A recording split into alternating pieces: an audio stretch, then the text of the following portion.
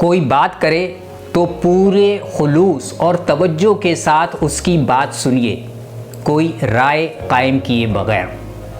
बहुत ही मुख्तसर सा जुमला है और बज़ाहिर आसान भी लगता है, लेकिन हकीकत यह है कि दुनिया के मुश्किल तरीन कामों में से है ये काम जो मैंने आपको अभी बताया। आम तौर पे जब हम किसी से बात करते हैं तो अभी उसकी बात मुकम्मल नहीं हुई होती कि हम उसकी बात को बीच में काट देते हैं, कतई कलामी करते हैं। हम किसी की बात सुनते हुए अपनी राय, अपनी जजमेंट को उसके अंदर शामिल कर देते हैं, हालांकि अभी उसने बात पूरी भी नहीं की होती।